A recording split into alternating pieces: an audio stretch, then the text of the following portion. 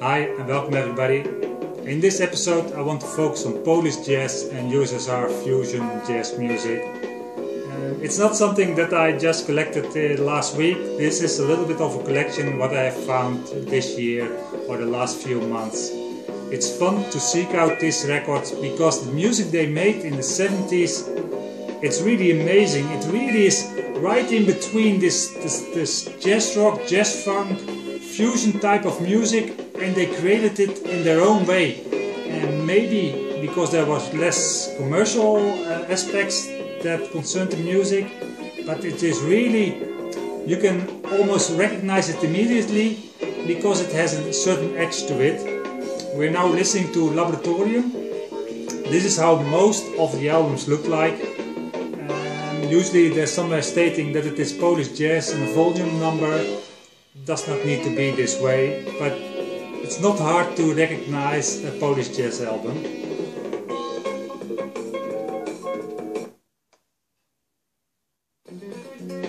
And this is typical how many of them sound, or the ones that I collect. Here you can see typical 70s look of the people. What is nice is that most of the time on the back side the text is in Polish and in English. I'm not really sure why they did that, but that's typical. So it's nice because there's usually some information about the artist, their history and what they have done. Let me take the next one and show you the label. So most of them look like this. It can be different colors, but in general it will say something like Musa, stereo, probably a bit depending from which year, but most of what I will show today is from the end of the 70s. So this one was from 76, and the next one, Janusz Muniak, is from 78. So you can see the same thing. Oops. Label looks exactly the same. I think somehow the government ruled this. This is the Janusz Muniak quartet, and this is also typical. They are very flimsy covers. That's for all of them. The vinyl is usually very thick, and the quality is also very nice. It's not like collecting African albums. It's real quality.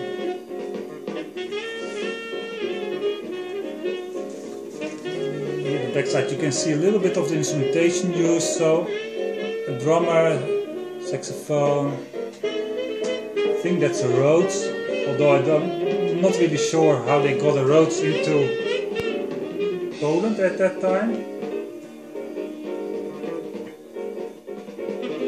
It's nice because through these records, which really turns out to be a kind of artifacts, because you're really learning about different countries and how were they working at that time, and what kind of government was there, and it's strange how this really vinyl really makes you curious how things work.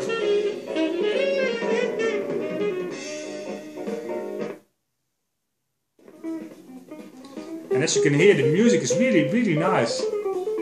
It's really something. If you see Polish jazz, don't skip it immediately. There's some really very good albums.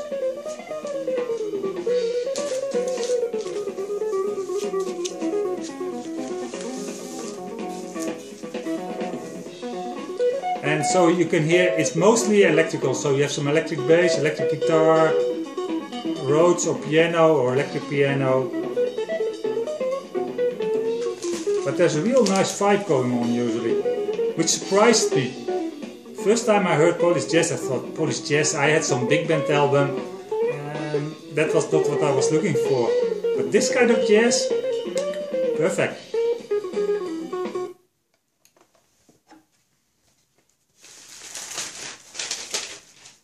And the last of the Polish jazz albums I want to show is, I call it Air Conditioning.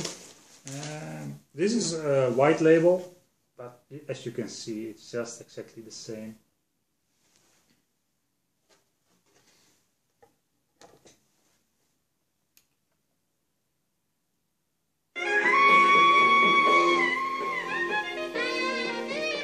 This one is from later, I think, yeah, 1980. Again with the same part in Polish, part in English. And here you can also see the players. So you see typically the groups are usually somehow consistent of the same type of players, the same type of group. This is one a little bit more mellow.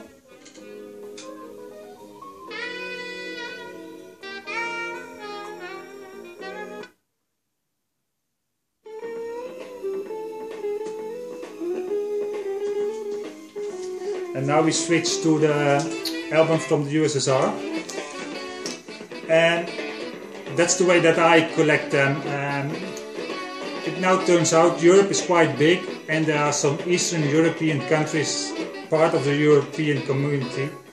And that makes it easier to get these kind of albums because the sellers are usually on Discogs and they sell quite a few of these albums. They're not expensive. Or they can be expensive if everybody's looking for the same one.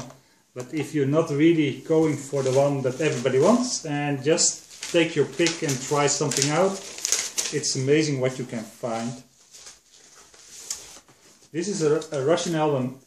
On this one it's the same flimsy covers. I of course got attracted by the cover itself, the photo on it, that showed there must be something on this one that I like.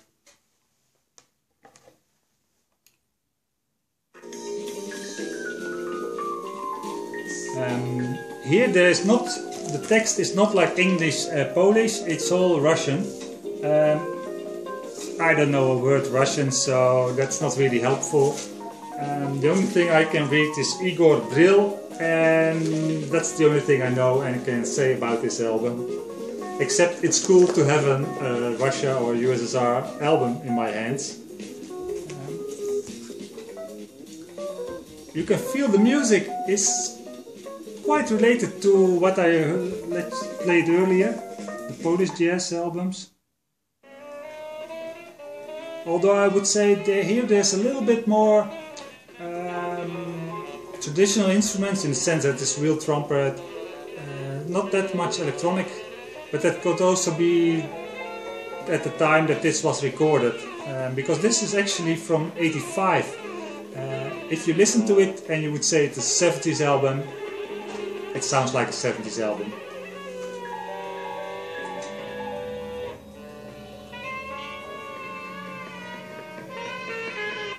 And all the labels also look always the same. I think it's Melodia, that's the way you pronounce it. And I think also the state controlled the pressing and the label, and all the albums come from the same place.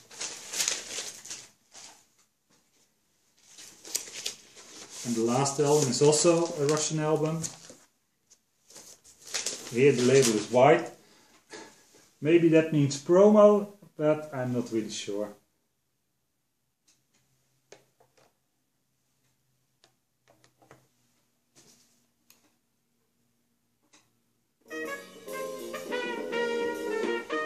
This one again also from halfway 80s, 84.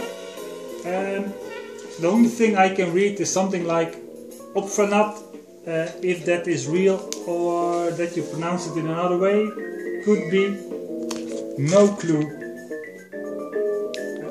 But again, very nice album, very nice music on it.